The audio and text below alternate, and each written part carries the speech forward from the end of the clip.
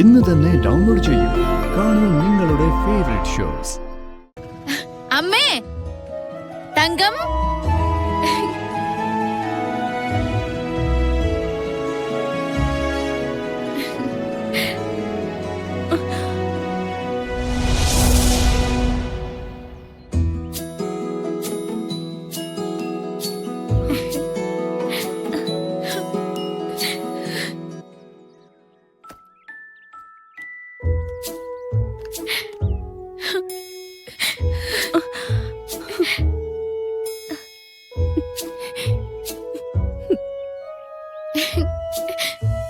ഇത് കണ്ടോ അമ്മേ?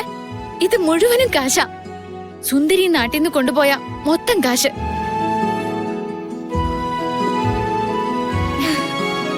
എന്നാലും എന്റെ കൃഷ്ണേ, നിന്നെ ഞാൻ സമ്മതിച്ചു കേട്ടോ. ഇത്രയും ദൂരത്തേക്ക് സുന്ദരി നാട് വിട്ടുപോയിട്ടും നീ അവളെ കണ്ടുപിടിച്ച് കാശ് വാങ്ങി എടുത്തല്ലോ. ഞാൻ ഒറ്റയ്ക്കൊന്നുമല്ല, എന്തോരാൾക്കാർ എന്നെ സഹായിച്ചെന്നറിയോ? ഗോപാല മാമ, സുനൻ ചേച്ചി, അവിടുത്തെ യൂണിയൻകാര്, പിന്നെ പേരറിയാത്ത കുറേ ആൾക്കാര്. അമ്മ ഇടയ്ക്കിടയ്ക്ക് പറയാറില്ലേ, ആരുമില്ലാത്തവർക്ക് ദൈവം ഉണ്ടാവും ഏതെങ്കിലും രൂപത്തിലെന്ന്. അത് മുഴുവനും ഞാൻ കണ്ടു. കാശ് കിട്ടിയതുകൊണ്ടൊന്നുമല്ല, നീ ഇങ്ങോട്ട് വന്നല്ലോ, അതാ എനിക്കൊരു സമാധാനം. ദേ, ഞാനൊരു കാര്യത്തിന് പോയി അത് നേടി വരുമ്പോ അതിനൊരു വിലയില്ലാതെ ഇങ്ങനെ സംസാരിക്കല്ലേ അമ്മേ? കൃഷ്ണേ, നീ വിളിച്ചു പറഞ്ഞപ്പോഴേ കാശ് കിട്ടാനുള്ളവരെ മുഴുവൻ ഞാൻ വിളിച്ചു പറഞ്ഞിട്ടുണ്ട്. എന്തൊരു സന്തോഷമെന്നറിയോ അവർക്ക് എല്ലാവർക്കും. നമ്മുടെ രാധേച്ചി ഇല്ലേ, രാധേച്ചി പറയാ നീ ദേവിയുടെ അവതാരാന്നൊക്കെ. പിന്നെ ഞാനിനി വാളും പിടിച്ച് കുട്ടനാട്ട് കൂടെ തുള്ളി നടക്കാം.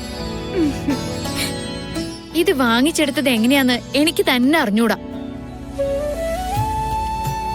അതെ, ഇനി അമ്മയെ ഡോക്ടറെ അടുത്ത് കൊണ്ടുപോകണം. ഡോക്ടറോട് ഓപ്പറേഷന്റെ കാര്യങ്ങൾ സംസാരിക്കണം. അതൊക്കെ ഇനി പരിപാടി. പക്ഷേ ഒരു കുഴപ്പമുണ്ട്. എന്തുപറ്റി?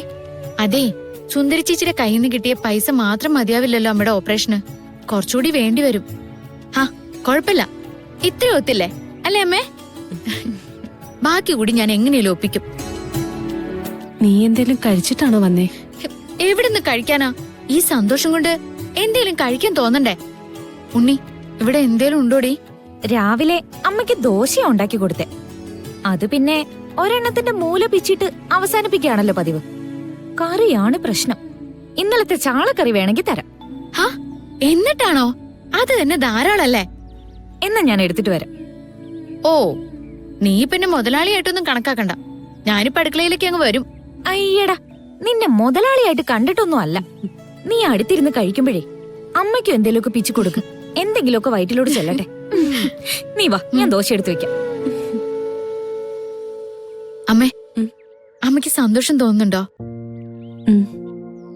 നോക്കേ, പലപ്പോഴും നിന്നെ ചൂണ്ടിക്കാണിച്ചിട്ട് തങ്കേച്ചിക്ക് എന്തിനാ ആൺമക്കള്, ഇവളൊരുത്തി പോരേന്ന് എല്ലാരും ചോദിക്കാറുണ്ടായിരുന്നു.